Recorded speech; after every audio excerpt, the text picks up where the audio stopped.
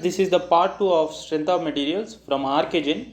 So we'll study today from 51 to 100 questions. So all in last part 1 we already studied 1 to 50 questions. Okay. So in remaining two parts we'll finish this strength of materials full subject from Archegen, and after that we'll finish from RS Gourmet. So like this all subjects I will finish RS Gourmet, Archegen, some IES questions, direct questions which is asked directly, that is useful for your PSU exams and some RRBJ and this kind of exams, and this gate 1 mark question, that much is enough for getting any mechanical job. So now we'll see from 51 to 100. So 51 question. So 51 question, the stress at which the extension of the material takes place more quickly compared to the increase in load, that what we called. So already we discussed yesterday that we called as a yield point of the material. So yielding, there it will be yielding will take place. So this is the stress strain curve of a mild steel specimen. Then so this is the yield point. Okay, this is the yield point, upper yield point and lower yield point. So what will happen, suddenly there is a increment will change. So when you elongate some plastic cover, what will happen, at some point it will become white layers will come, and after that it will suddenly expand, and after that again it will be, so no need of that much pull is not required to extend that initially how much is required, and after some time if you continue that, then it will be break at point, some point. Okay, so that is the breaking stress. Now see, so this is the D is the correct statement for this. Next, 5 specimens of a mild steels have their length and diameters are L 2D, 2L 2D, 3L 3D, 4L 4D and 5L 5D. Which of these was the largest extension when the same tension is applied to all of them? So what is asking? So tension. So delta L is equal to PL by AE. PL by AE. A is equal to what? Pi by 4 D square. So now see what is the length here. Length is, suppose if you take for consider first one, so L by what is D, so D square, L by D square. First if you take the second one, so 2L by this what, 4D square. So what we were getting, 1 L by D square, L by 2D square. So that is L by 2D square, but initially what we are getting, L by D square. So which one is higher? L by D square is higher. So that's why, so the largest will have the largest extension will be in which case? That will be in 52. Tell me now. 52, yeah, first case. Next, the percentage reduction area in case of a cast iron. So cast iron percentage reduction is how much? 0%, because that is brittle material. In a compression test, the fracture in the cast iron specimen would occur longer. So in tension test, now this is the cast iron specimen. In tension test, what will happen? It will elongate 90 degrees to the, it will fracture 90 degrees to the line of force. So that will be perpendicular to axis of the load. So 54 is C. This is for tension for mild steel. Okay, a cast iron for brittle material.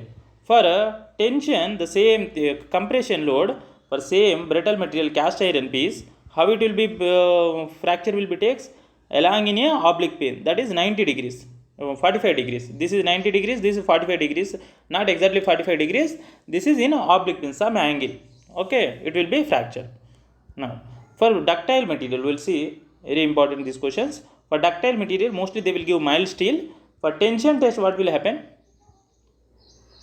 Tension test, it will form a cup and cone fracture. So cup and cone. So this is the cup and this is the cone. Okay, this type of formation will takes place. Okay, now for compression test, it will be tension test, that one. For compression test, 90 degrees to the plane of axis. Next, so now we'll see, we saw 55 question now. The loss of strength in the compression due to the overloading is known as, what is this? Boschinger's effect. So due to the overloading, what will happen on this one, some 1000 kgs of weight you kept and some piece, then what will happen?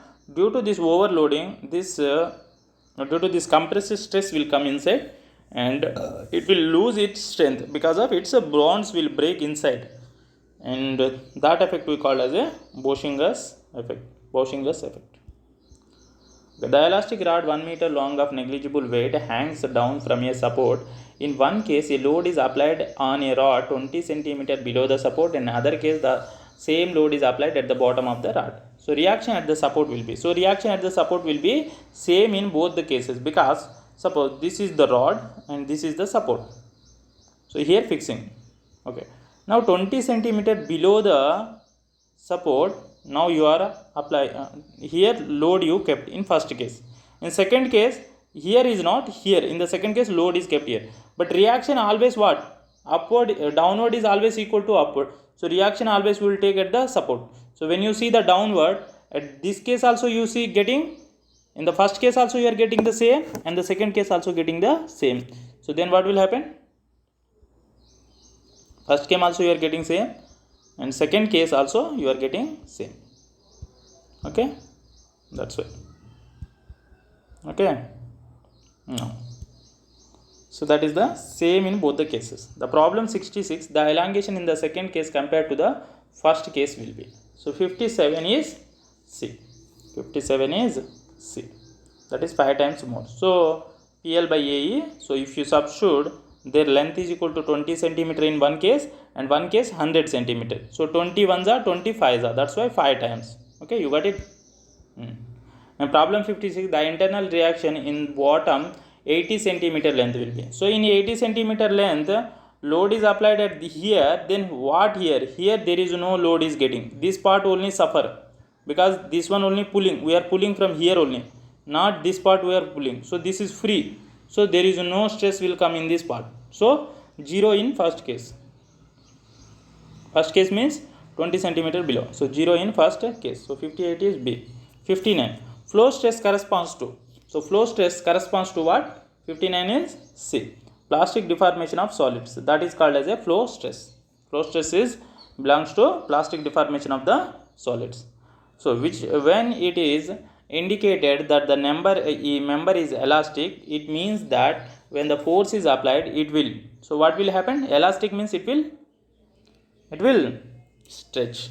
So when you apply the force, what will become? It will become stretch. That is the 60 is C. Okay, that is rubber band something. The energy absorbed in a body when it is strained within the elastic limits is known as 61 is A. That is strain energy within the elastic limit. 61 is A. Resilience of a material is considered when it is subjected to. So resilience of a material is considered when it is subjected to 62 is resonant, and this shocking load, because resilience means absorbing energy. So shock load, when shock load will come, so the resilience of a material is necessary to absorb that load.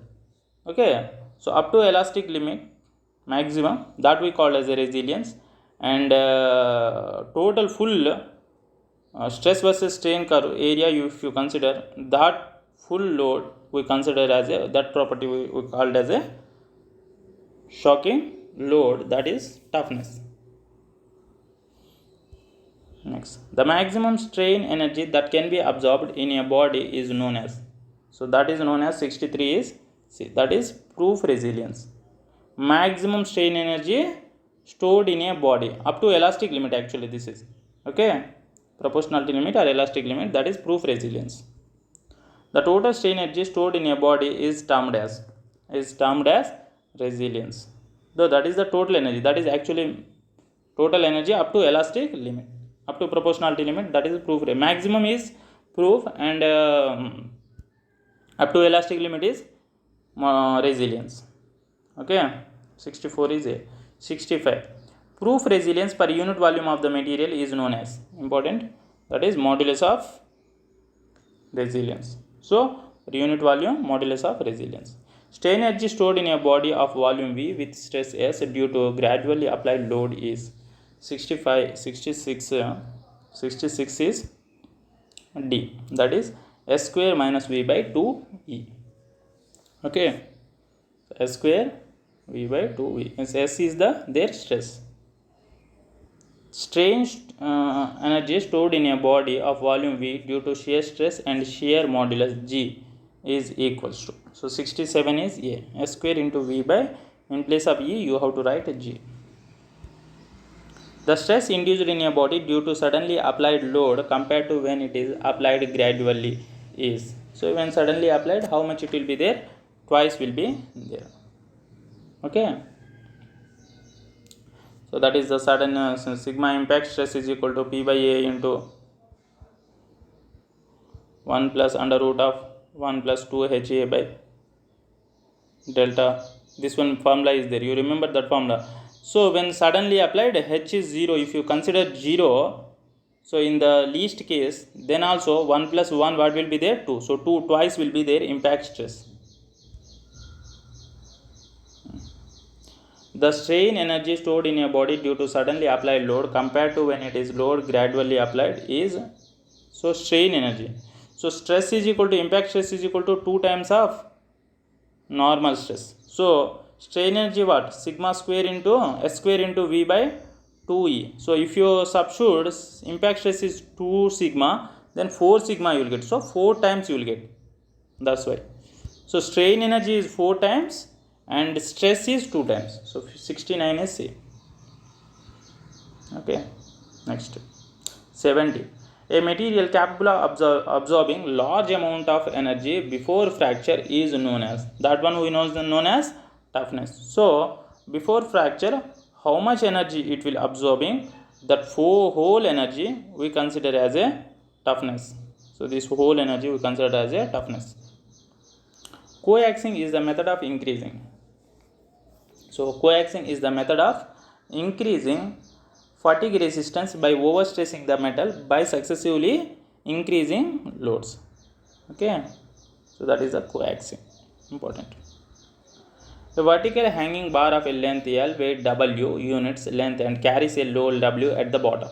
The tensile force at a distance Y from the support in the bar will be. So they are asking, this is the support and this is the load is carrying W at the bottom. So at Y distance from the support, what is the tensile force at the distance Y from the support bar will they are asking. That is A.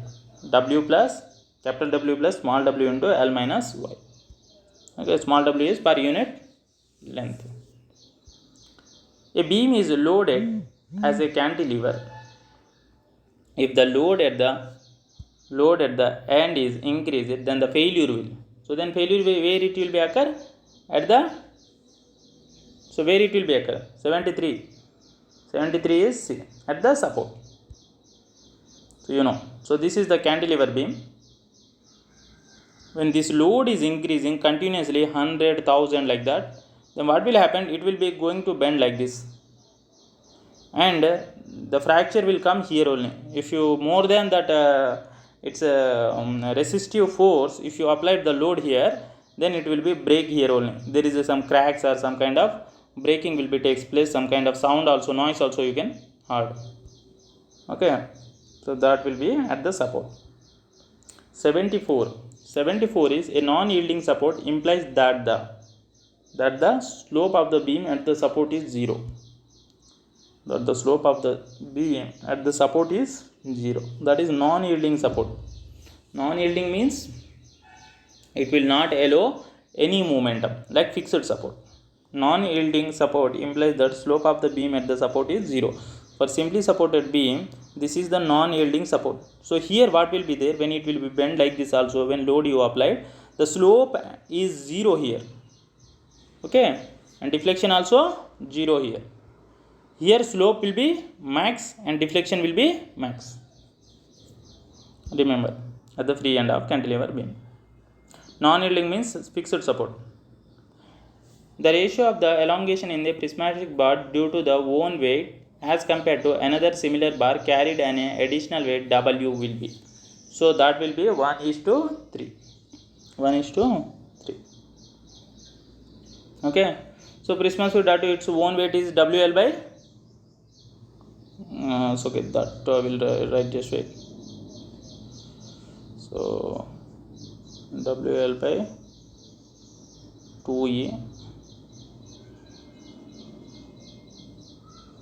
but due to its own weight, WL by 2AE by what is saying here in this case compared to the an additional weight. So additional weight means WL by 2E plus WL by 4E. So WL by 6E you will get. WL by 6E. So this will be, so ratio they are asking. So this one is up and this one is down also you can keep. So that way 1:3 you will get. Okay.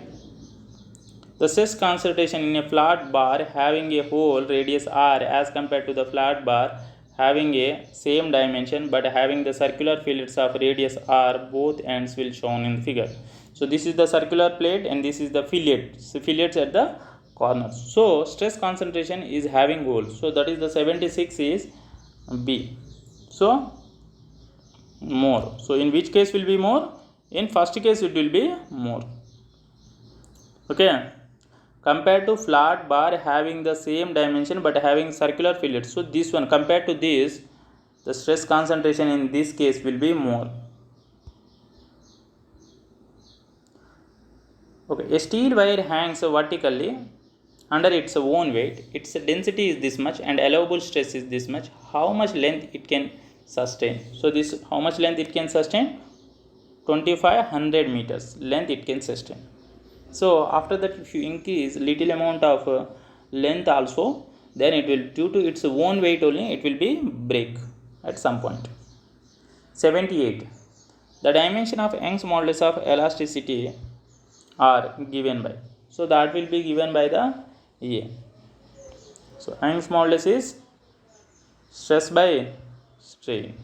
Stress means what? Force by area. Okay, just remember. Force by area. Force means what? Force means kg-meter per second square, because F is equal to ma. Now kg means what? In mk is unit m. Length, area means what? Meter square. 1 meter will cancel. So when m is means what? Meter. So length, one denominator length will come in numerator, what will become? -1. So here nothing is there means 1. And second square, t minus 2. When t second means time, it is in denominator. When it come in numerator, t minus 2. So that's why the answer is A. Okay. 79. The yield point in fatigue loading in comparison yield point in static loading is, that is 80 is, what is that? Tell me. 79 is C, that is higher. Next, in a prismatic member made up of two materials so joined that they deform equally under axial stress, the unit stress in two cases are proportional to their respective modulus of elasticity. So this is the correct statement. Okay. Next, 82. The distance between the center of the two consecutive rivets in a same row is called as a 82. Is called as C. 81 we didn't study it, just once we'll go. The moment of inertia of an area will be least with respect to which axis? That is D, central axis. Okay, central or centroidal axis. The distance between the center of two consecutive rivets in a same row is called, that we call as a pitch. So this will be the plates when we are doing riveting. So suppose we are doing riveting like this. So on this there is a one more plate we kept and we are doing riveting. So the distance between two rivet holes, this is called as a pitch. Okay, consecutive. In a riveted boiler joints, all stresses, shearing, bearing and tensile are based on the size of the drilled or rimmed hole. So 83 is size of the drilled or rimmed hole. Next, 84. The distance between the center of the rivets in an adjacent row of zigzag riveted joint is known as. So here they are telling the distance between the center of rivets in the adjacent row of zigzag. Zigzag means they are not parallel. Okay, so that we known as a diagonal piece. So this length they are asking. So this length is, what is this length? Diagonal pitch, PD. So 84 is C. 85. The efficiency of a riveted joint is the ratio of the strength of maximum load in it can resist without failure to the strength of the unpunched plate in. So unpunched plate in tension. That is important. So we'll confuse this type of question. Tension or compression or what? We'll confuse.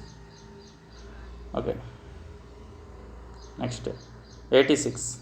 When a two plates are butt together and riveted with a cover plates with two rows of rivets, the joint is known as double riveted double cover butt joint. So that is double riveted double cover butt joint. Increase in number of rows of a rivets results in. So it will result in 87 what? D. That is increase or decrease of efficiency of a joint depend on the number of rivets used. If more rivets also if you use it, then more holes we have to do for the plate and its strength will decrease. Okay. Next, a riveted joint in which the every rivet of a row is opposite to the other rivet of the outer row is known as that is 88 is that is chain riveted joint. So rivets are like this in a, so every row in a, every rivet in a rivet of a row is opposite. So this row is opposite to the, this rivet is opposite to the another row rivet, then that type of arrangement is called as a chain riveted joint. Next, 89. A riveted joint in which the number of rivets decreases from the innermost to outermost is known as diamond riveted joint. So this is the plate and here riveting we are doing like this, and it was going to decrease continuously. So like this it was going to decreasing. So that is the diamond. So you can like a triangle, you can form triangle is the diamond, you remember, triangular shape. Okay, the diameter of the rivet in mm for a plate of thickness T is equal to, so T is equal to 6 root, so 90 is 6 root, this one we know. The rivets in adjacent row are staggered and the outermost row has only one rivet. The arrangement of the rivet is known as, that we known as a diamond rivet. So it is decreasing and at last only one row rivet will be there. Okay, it's a decreasing. So in last only one rivet will be there. That type of joint will be called as a diamond riveting. Diamond riveting joint can be adopted in case of the following type of a joint. In a butt joint only we will do this. Okay, in butt joint. Next, rivets are made up of following type of material. It is made up of a ductile material. So 93 is D. 94. A rivet joint in which the spacing of the rivets is staggered in such a way that every rivet in the middle of the two rivets of the opposite row is known as zigzag riveted joint. So he is saying here, so first row two rivets, the second row rivet will be middle of that one. So that type of joint is known as a zigzag. If it is parallel, then that one we known as a chain riveted joint. If it is parallel, opposite, exactly opposite, then that is chain. If it is middle of the two rivets of the next row, then that is zigzag. If it is decreasing continuously from like this, then this is diamond riveting. Okay, 93. Rivets are made up of ductile. Okay, that one. 94 is zigzag riveted joint. 94 is finished. 95. The weakest section of the diamond riveting is the section which passes through the one rivet hole of the end row. That is the weakest section. B is the breadth and the breadth of the plate and diamond riveting of the diameter D. The efficiency of the joint is given by the, so the efficiency of the joint is given by the, that is B minus D by B. So B is the width of this plate. So that one is we know. So 96 is B. 97. In case of eccentrical loading on a bracket subjected to momentum M, the tangential force developed in any rivet at right angle to its radius vector is A. That is mr by summation of r square. A beam of length L having the uniform load of W kg per unit length is supported freely at the end. The bending momentum at the midspan will be, so that will be 98 is D, WL square by 8. So supported freely at the ends, the bending moment at the midspan. So that one we know that.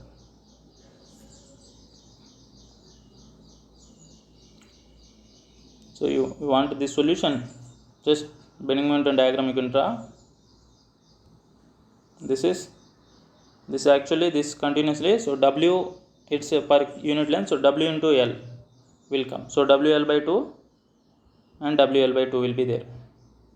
So we have to calculate at middle. So this half part is what? WL by 2 and L by 4. This is L by 2. Then this middle, this half of the middle, L by 4. So WL by 2 into, so this one WL by 2 into L by 2 minus WL by 2 into L by 4. So WL by 2 into L by 2 minus WL by 2 into L by 4. So you get WL square by 4 minus WL square by 8. So what will get? WL square by 8 you will get. Got it? Okay. Twisting couple in a shaft introduce in it. So it will introduce what? It will introduce shear stress. It will be introduced. So twisting couple, it will introduce shear couple. Okay.